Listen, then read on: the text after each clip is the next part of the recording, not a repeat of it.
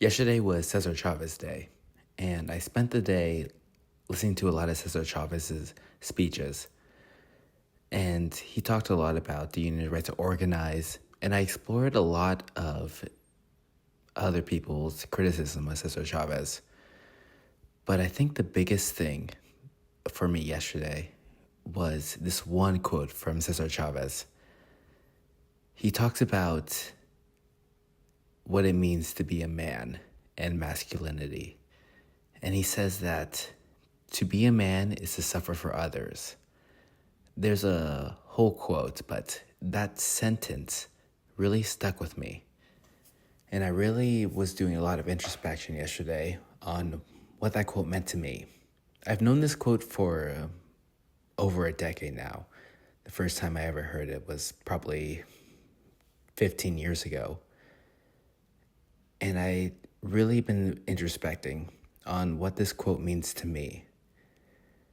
I think I've been struggling a lot over the past month about being a good son, being a good brother, being a good grandson, and, let alone being a good worker, being a good ER tech. Not to mention that at all. And I've really have been struggling with that. I've been helping, my family move. We're going through a big move right now, my family. And I really have been having a hard time saying no. I've had people tell me you should have stronger boundaries. You should be able to say no. But I always think about that Cesar Chavez quote. And it's not just today. I think about that Cesar Chavez quote at least once a week. Maybe even daily. And I know it feeds into this toxic masculinity, men suffer in silence type of mentality. And it's not healthy. And I don't even really know how I feel about that. In some ways, I know it's true, but I also know that I know a lot of men, and I don't hate men. I love being a man. I would never want to be a woman. But this whole idea of men suffering in silence, I think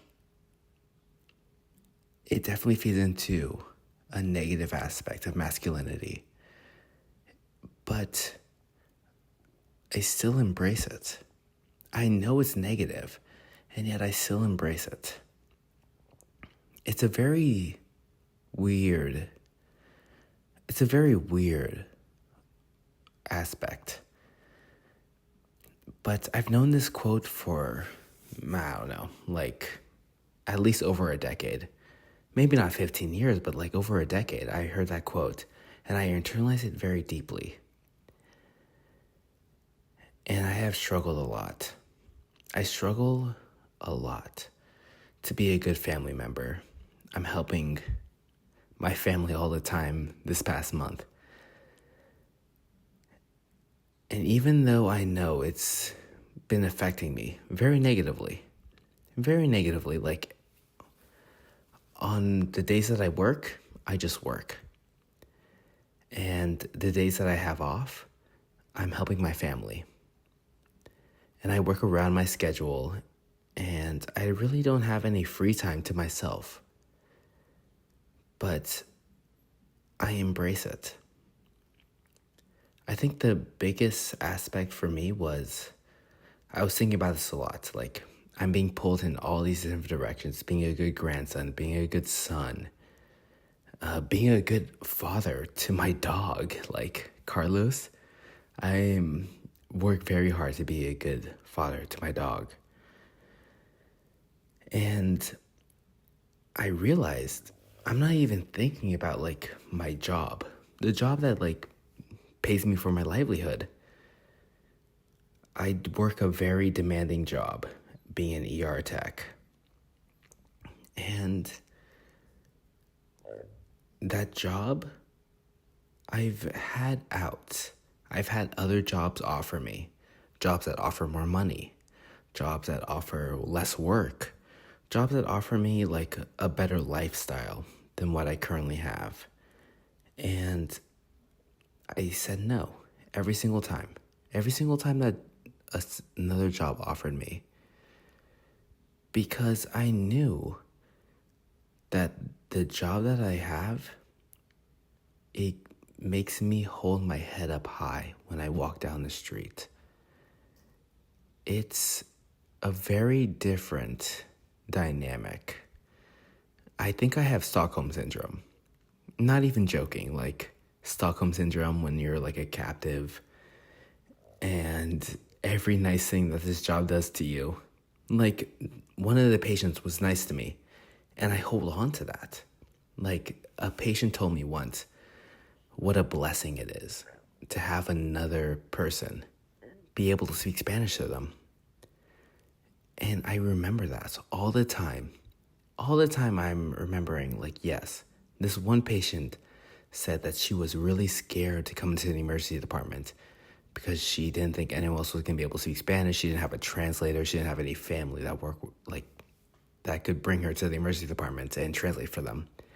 And I spoke Spanish to her, and she was enthusiastic. She was so happy that one of the workers there was able to translate for her what was going on. And I don't get compensated for that.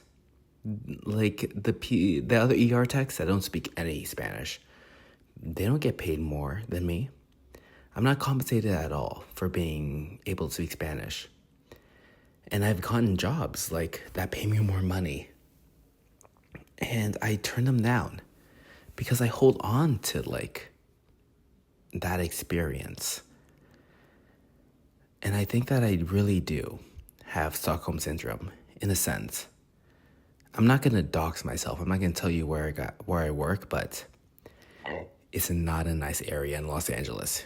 I've mentioned before that I work in Los Angeles, and I will confirm the hospital I work at is not a nice area.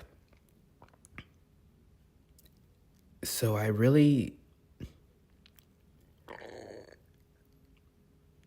go back and forth about that quote about Cesar Chavez a lot. To be a man is to suffer for others. In one sense, I agree, and my woke, quote unquote, brain is saying no, like you shouldn't have to suffer for other people. You should very much accept what you don't have to suffer like this.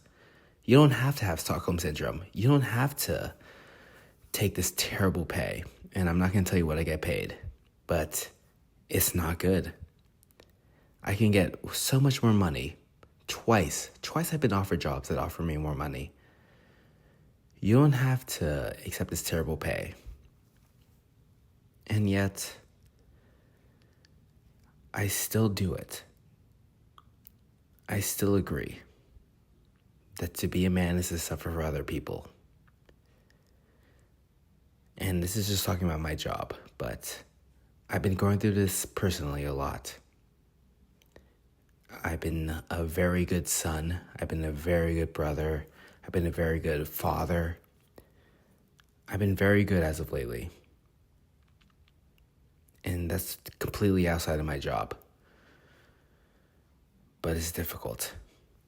And I feel like I'm being pulled in a million different directions. So I hope you guys all had a good Cesar Chavez Day. That's all I really have to say. I hope you guys have a good day. I'll talk to you guys later.